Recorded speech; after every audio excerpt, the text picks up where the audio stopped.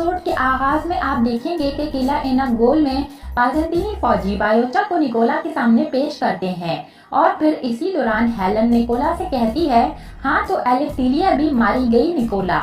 इस पर निकोला बायोचा से कहता है, सुना तुमने बच्चे, तुम्हारी वजह से एक और शख्स मारा गया।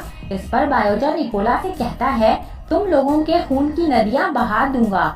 इस पर फलातूस और हेलन तंजिया अंदाज में मुस्कुराते हैं। तो इसी दौरान निकोला अपने नशिश से उठकर बायोचा के पास आता है और इसका चेहरा अपने हाथ में लेते हुए कहता है, बहुत अफसोस की बात है, इसका वालिद भी हमेशा यही कुछ कहता रहता था।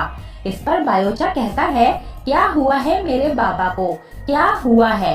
इस पर निकोला कहता है, तुमने पूछा है कि तुम्हारे बाबा को क्या हुआ है, तो सुनो। इसी दौरान निकोला बायोचा को गिरेबान से पकड़ता है और फिर बताने लगता है कि बायोचा, तुम्हारे बाबा को फलातूस ने मार दिया है।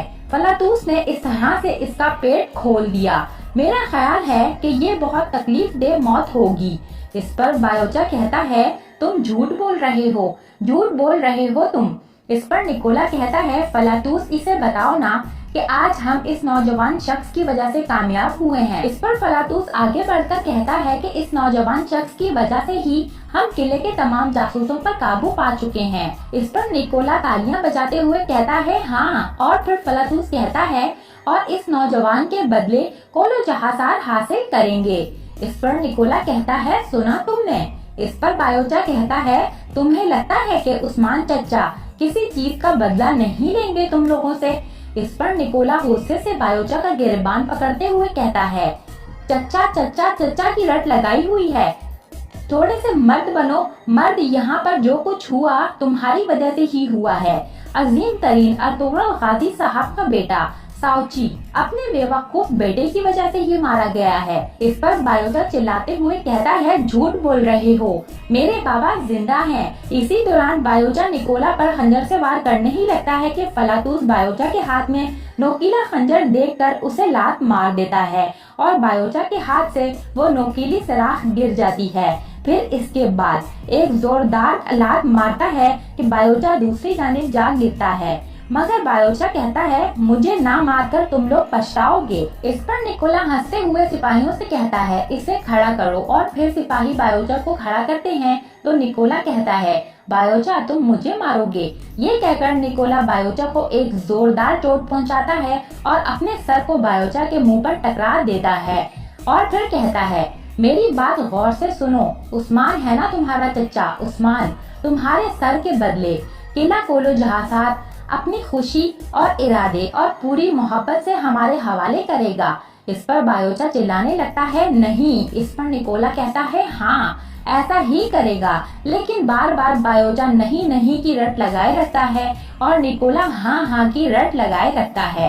इसके बाद निकोला सिपाहियों से कहता है कि ले जाओ इसे। इस पर सिपाही बायोचा को वापस जिंदान की तरफ ले जाने लगते हैं। वहीं दूसरी तरफ सैजान खातून, गोंजा और बाला सब मिलकर साउची के लिए दवा तैयार कर रही होती हैं। उधर लीना साउची के आसपास खड़ी होकर कहती है, मुझे छोड़कर मत जाना साउची। और ये कहते हुए लीना साउची के जख्म से खून रोकने की कोशिश कर रही होती है। इसी दौरान सैजान खातून लीना से कहती है, ठहरो बेटी। तो इस पर लीना चिल्लाने लगती है कि मत छुओ, अपने हाथ हमसे दूर करो, मत छुओ। इसी दौरान लीना साउची के जख्म को फिर से देखते हुए उस्मान को कोसने लगती है, आह उस्मान साहब आह, अपनी सल्तनत की बुनियाद अपने भाई और भतीजे की कब्र पर रखेंगे, अपनी सल्तनत कैसे बनाएंगे उस्मान साहब। इस पर सैजान खातून गुस्से से कहती हैं, लीना बस बहुत हो गया, लीना बहुत हो गया, हटो यहाँ से। ये कहते हुए सैजान खातून लीना को साउची से दूर हटाती हैं और खुद साउची की मरहम पट्टी करने लगती हैं। इसी के साथ हकीम खातून से सैजान खातून कहती हैं, चलो बांधो पट्टी और एक टुकड़ा ले आओ। उधर बाला से कहती हैं, दबाओ इसे अच्छी तरह से ताकि खून रुक सके। उधर लीना रोते हुए कहती है कि अगर ये लोग मारे गए तो खैमा आपके पास रहेगा उस्मान साहब। उधर सैजान खातून साउची के जख्म को साफ करते हुए कहती हैं, जख्म गहरा है, सब्र करो बेटे, सब्र। उधर लीना उस्मान को ही कोसे जाती है कि अगर हम मारे गए तो खैमे आपको खाने को नहीं तोड़ेंगे क्या उस्मान साहब, हमें कब्रें तक नसीब नहीं हो पाएंगी। उधर बाला हकीम खातून को हुक्म देती है कि तुम पानी गर्म करो और ये कपड़ा मुझे दो। फिर बाला कपड़ा साफ करने लगती है और हकीम खातून पानी गर्म करने जाती है। वहीं सैजान खातून खवातीन से कहती है कि दवाई तैयार करो, जल्दी करो, खड़ी हुई क्यों हो। इसी दौरान बाला कपड़े को गीला कर ले आती है और फौरन से सैजान खातून को देती है कि ये ले अम्मी जान। इसके बाद बाला साउची को तसल्ली देने लगती है कि सब्र करें भाईजान, सब्र। इस पर सैजान खातून बाला से कहती है जख्म बहुत गहरा है, इसे जलाना पड़ेगा। इस पर बाला कहती है हाँ अम्मी, अभी तैयार कर लेते हैं। इसी दौरान बाला खवातीन से भी कहती है कि दवाई की बूटियां तैयार करें, खवातीन पानी गर्म करें, शाबाश। इस पर एक खातून कहती है ये रहा पानी बाला खातून। वहीं लीना भी अपने खून से रंगे हुए हाथों को देखती है, फिर साउची को देखने लगती है। इसी दौरान सैजान खातून साउची के माथे पर हाथ रखते हुए कहती है कि हरारत बढ़ रही है, पानी गर्म करो, साउची को पट्टियां करनी है। इसी दौरान लीना भी फौरन से अपने हवास में वापस आते हुए कहती है कि बूटियां ले आओ, मैं दवा तैयार करूंगी, ये ठीक हो जाएंगे। लीना दवा तैयार करते करते कहती है हुजूर हमें छोड़कर मत जाइएगा और जोर जोर से रोने लगती है। वहीं कबीले में एक जानिब गजल खातून और दुंदार टहलते हुए नजर आते हैं। इसी दौरान गजल खातून दुंदार से कहती है कि उस्मान की शिकस्त सब देख चुके हैं, अब सब कुछ आसान हो जाएगा। इस पर दुंदार कहता है कि हर कोई देख सकता है, मगर बहुत से दुश्मन पालने वाले सरदार को कभी हारना नहीं चाहिए, वरना इसका खैमा इसके सर पर आग गिरता है। इस पर हैदर खातून मुस्कुराने लगती है। वहीं एक जानिब उस्मान साहब अपने खैमे के बाहर खड़े अपनी सोचों में गुम होते हैं। इसी दौरान दाऊद आगा उस्मान के पास आकर सलाम करते हैं। इस पर उस्मान कहते हैं वालेकुम सलाम, और फिर सारी दास्तान दाऊद आगा को बताते हुए उस्मान कहते हैं कि निकोला ने हमें हमारे ही किले के जासूसों के जरिए जाल में फंसाया, इसने हमारे दिल पर वार किया है।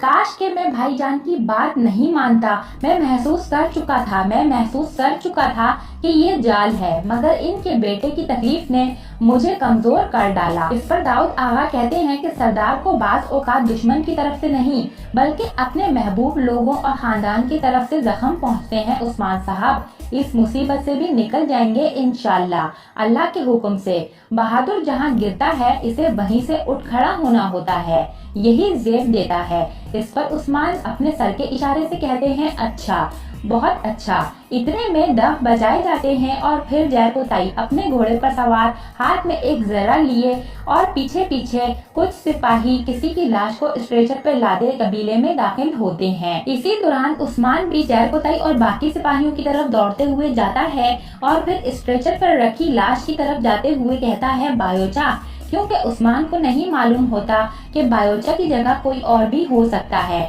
जैसे ही उस्मान स्ट्रेचर पर लेटे शख्स के चेहरे से कपड़ा हटाते हैं तो वहां पर आर्तैन उस्ताद की लाश होती है, जिसे देखकर उस्मान कहता है आर्तैन, और सभी लोग सकते में आ जाते हैं। तो जरकोताई कहता है जनाब इस जरा में ये भी था। फिर जरकोताई एक चिट्ठी उस्मान को देता है। उस्मान चिट्ठी को खोलकर पढ़ने लगते हैं, जिसमें लिखा होता है कि अगर कल तक किला कोलो जहासार हवाले ना किया गया तो अपनी आंखों से सुनने वाले तुम्हारे जासूस की तरह तुम्हारा वो भतीजा भी मरेगा जिसकी जरा भेजी गई है। इस पर उस्मान साहब फौरन से हुक्म देते हैं कि फौरन से सरदारों को जमा किया जाए और फैसला किया जाए, या तो बायोचा या फिर कोलो जहासार। फैसला करने का वक्त आ चुका है। ये कहकर उस्मान अपने खैमे की तरफ जाने लगता है और पीछे पीछे तमाम सिपाही भी उस्मान की तरफ हो लेते हैं। और यहाँ पर इस एपिसोड का इख्तिताम होता है। नेक्स्ट एपिसोड के लिए आप हमारे चैनल को सब्सक्राइब कर लें। इसके अलावा वीडियो को लाइक करके अपने दोस्तों के साथ जरूर से शेयर कर दें। Thanks for watching and keep supporting us.